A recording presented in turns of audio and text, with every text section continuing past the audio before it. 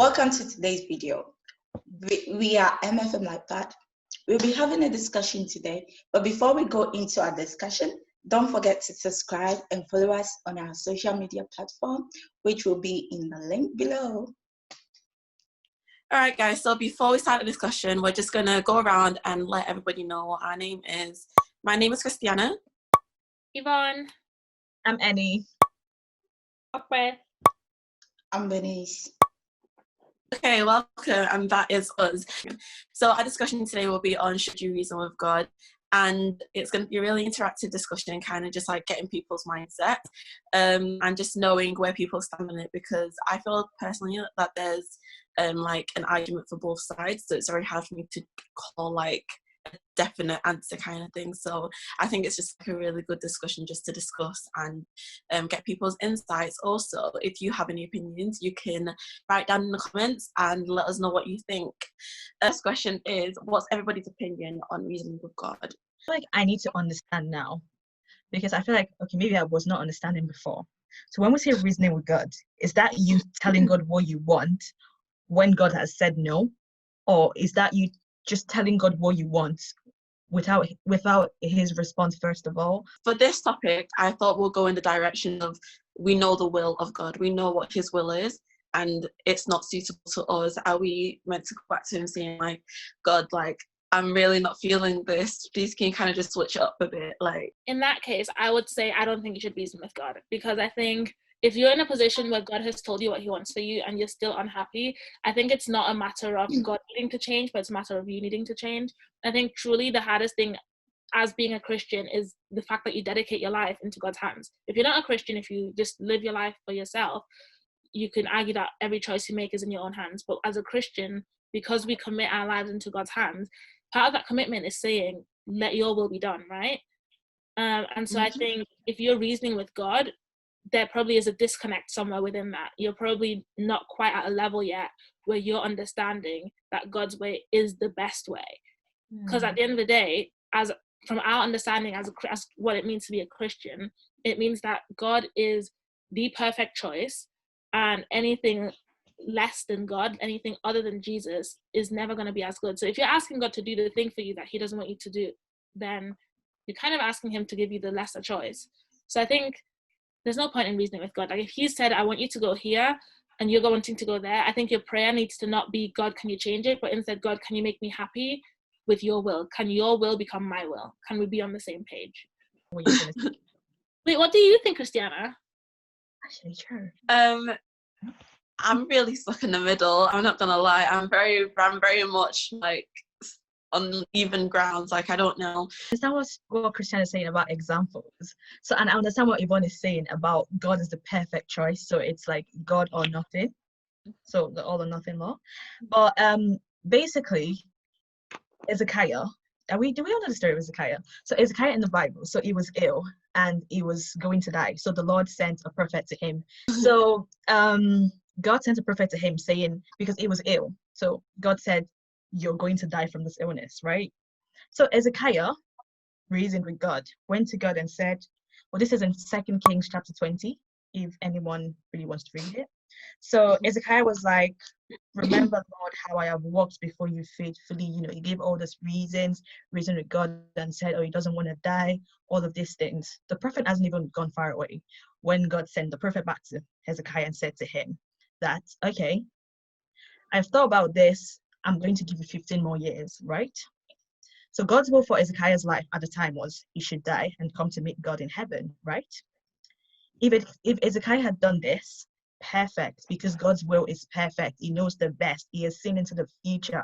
He knows the future. And obviously, when he's made that decision, he had good plans for Hezekiah.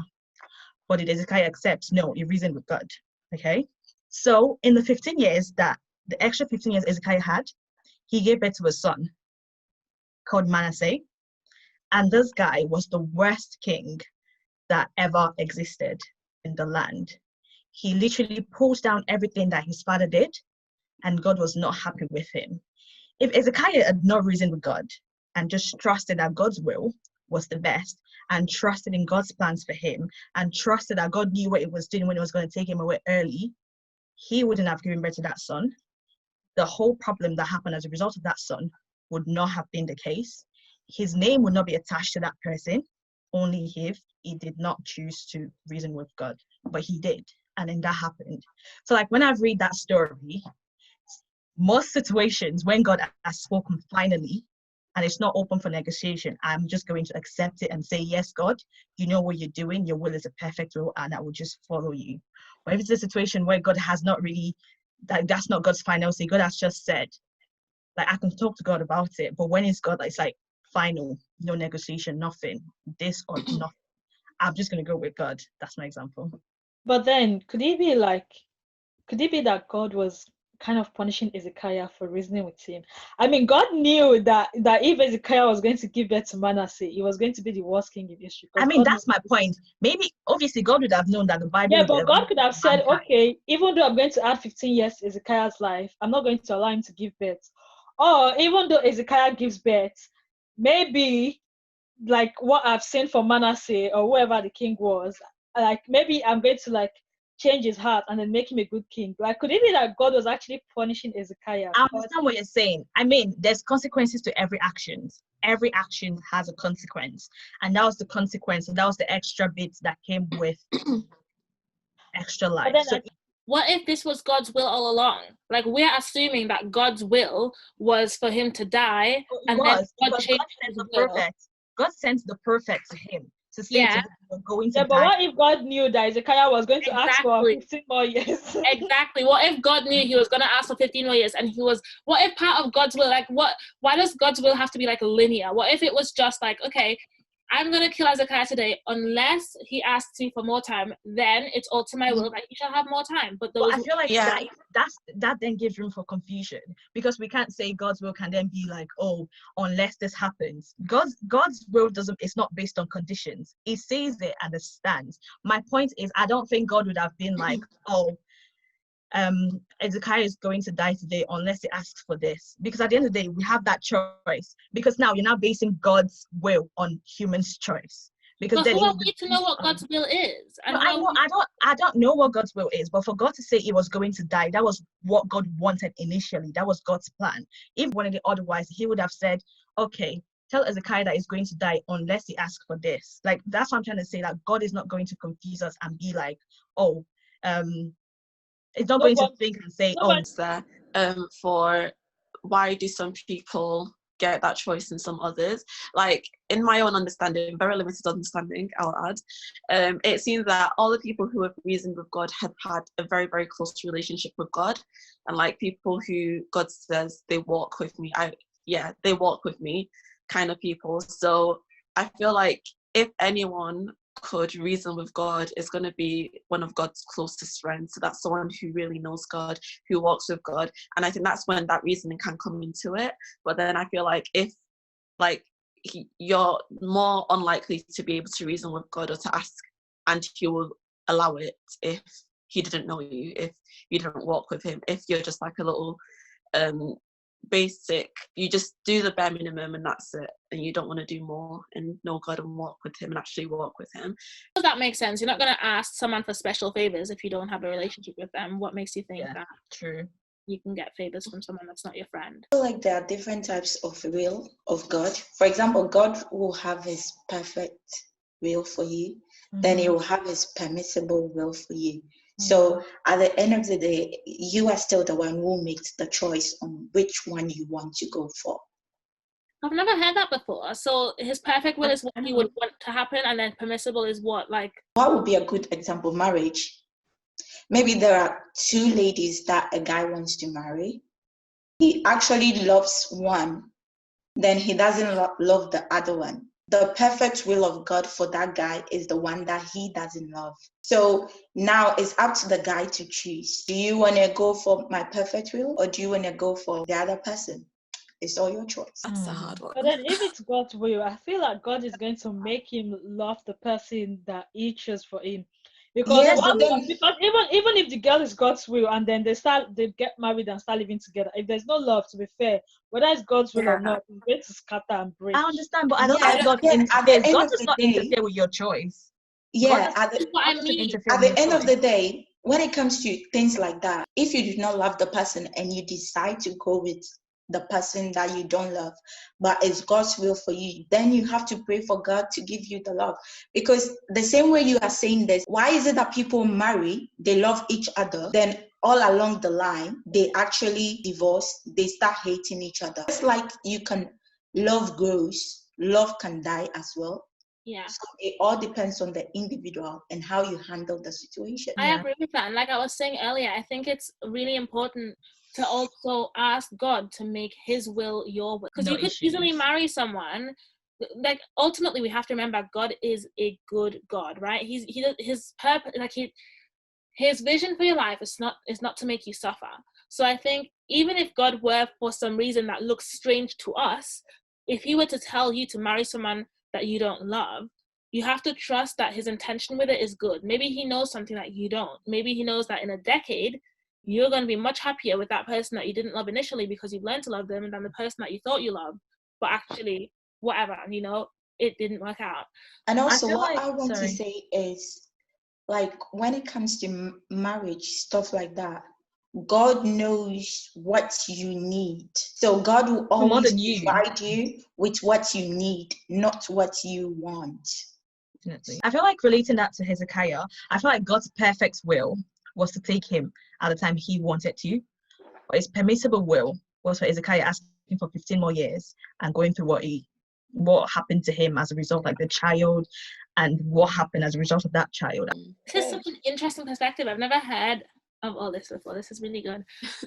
Yeah, so now I just want to know, like, have you guys personally ever reasoned with God? I just want to know. You don't have to say what it is, just say yes or no. I have reasoned with God before. I'll just talk about it. It was regarding like a guy that I dated. To begin with, I already knew that this wasn't the perfect will of God for me, but at the end of the day, this guy was so nice, so sweet, and everything. Always so sweet, though. Wow.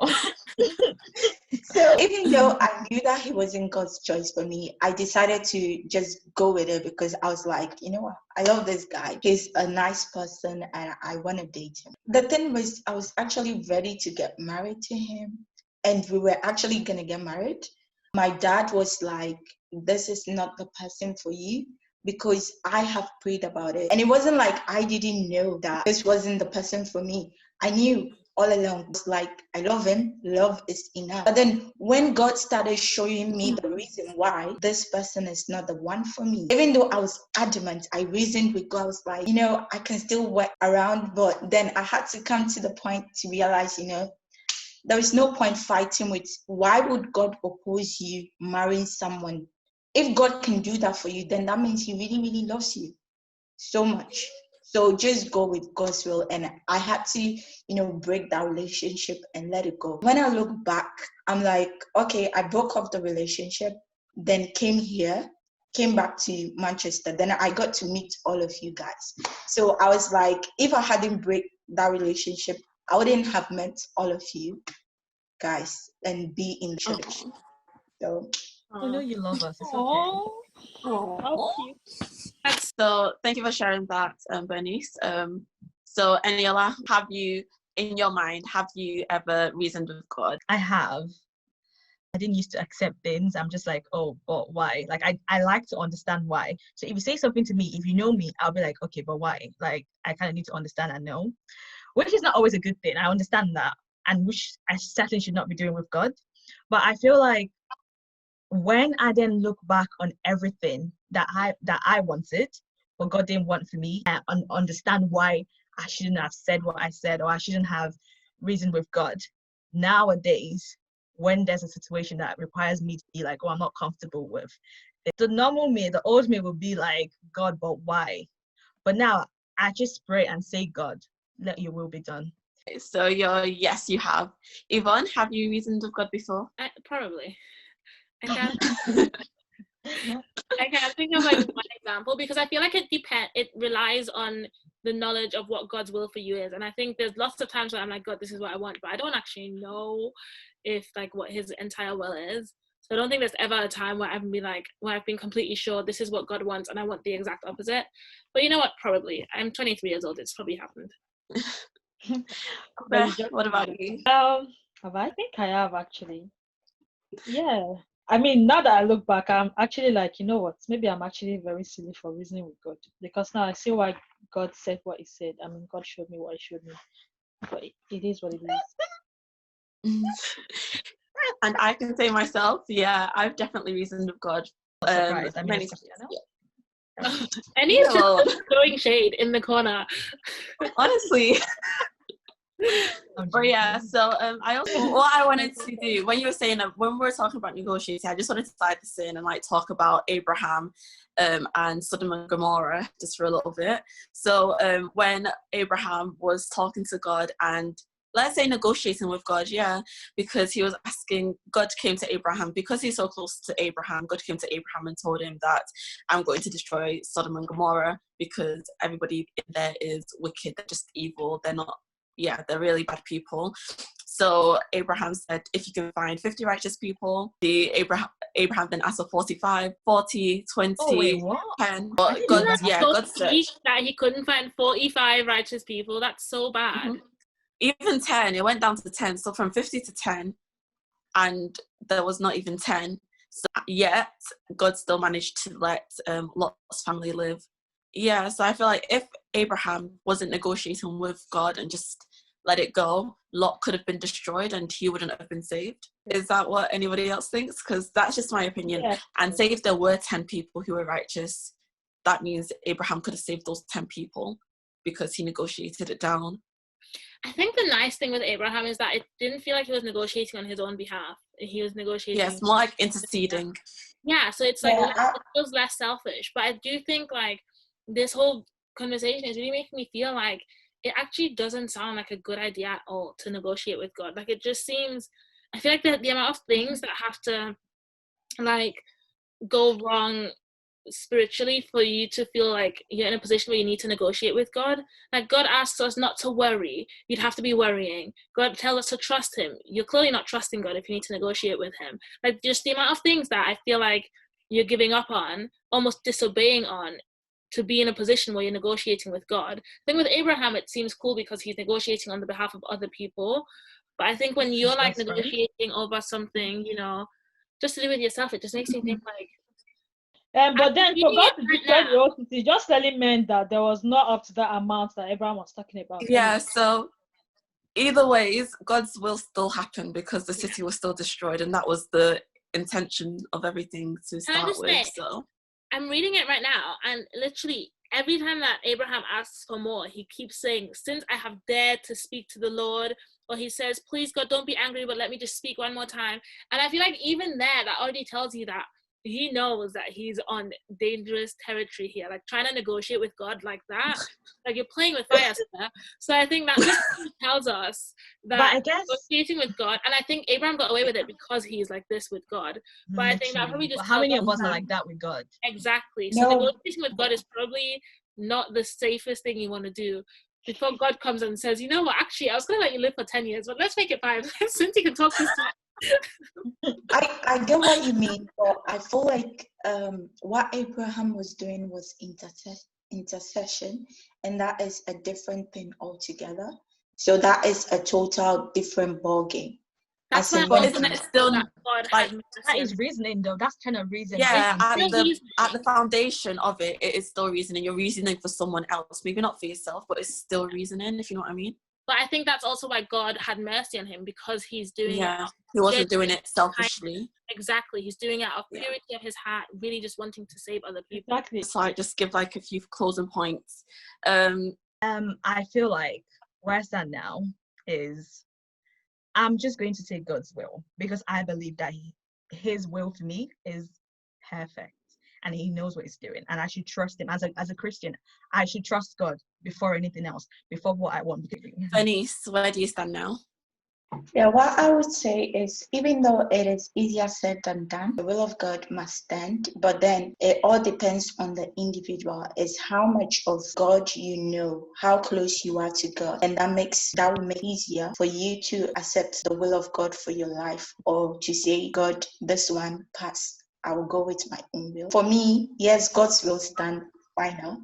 I must accept it. For the example that we used about Abraham interceding for someone, then there is room for negotiation. Okay, what's your current opinion now? God's will is like the best. Like, just go with God's, because God created us, so He knows our end from the beginning. Is that correct? Yeah, He knows our end from the beginning.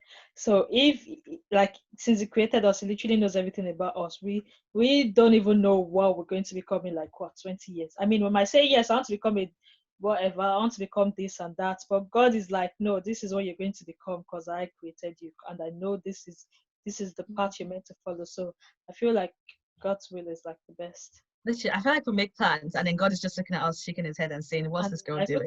Just laughing at Yeah, us there's like, a Bible verse for that. You can make your plans, but God's will will prevail. Yvonne, have you had any change of heart, or where do you stand now?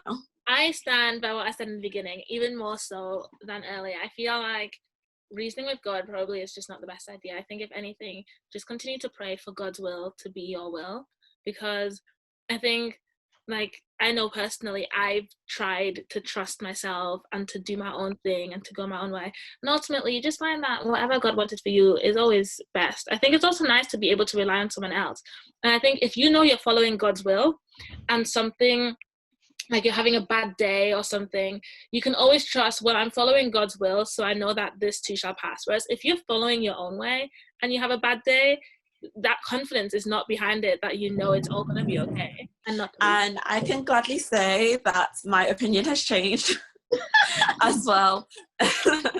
Now, I think that yes, that don't reason with God. I feel like it's kind of futile to reason with God, because His will always prevail. Either ways, because His word cannot come back void. So just like I said just previously, like He knows your beginning from your end. He knows your end from your beginning. He knows your end from your beginning. So I think it's just be confident and be happy with that. And I just want to quickly add that, so like from what we've discussed, like, so now we kind of understand that reasoning with God, like, not reasoning with God will give us God's perfect will for us, which is always the best. And that's what we want. We want the best, not second best. So you can reason with God, but you may not then get God's perfect will. You may get His permissible will, not His perfect will for you. And don't complain when you're not comfortable or when you see that it's not working for you, because it was what you asked for. Because at the end of the day, we do have free will and we have the choice to choose. So if you do negotiate with God, you could get God's permissible will, but if you just leave it to God and trust in God. What I want to say is, even Jesus, when He was here on earth, he knew that the purpose for God bringing Him to the earth was to come and die for the people's sin and to redeem us back to the Father. But even Him, He went through this thing whereby He was in the Garden of Gethsemane and He was praying that, God, I know this is hard for me, but at the end of the day, let your will be done. So not my will, your will. Yeah, I remember that. Yeah, not my will, let your will be done. So whenever we are struggling to accept God's perfect will, that is the prayer we have to pray. Yeah. Not my will, but let your will be done. I think that's where we should round up. Okay. That was a perfect statement to end up with. All right, everyone, so this rounds up our discussion for today. Thank you so much for watching. Please use the comment section as a platform to voice your opinions on what you think. Should you reason with God or not? Also, if you like this discussion and you want to see more, we've got a fortnightly discussion forum titled In His Presence. We'll link all the information about that below. But yeah, feel free to join us with that. Also, follow us on our social media platforms, please. We'll have everything written down. We'll see you next time. Bye. Bye.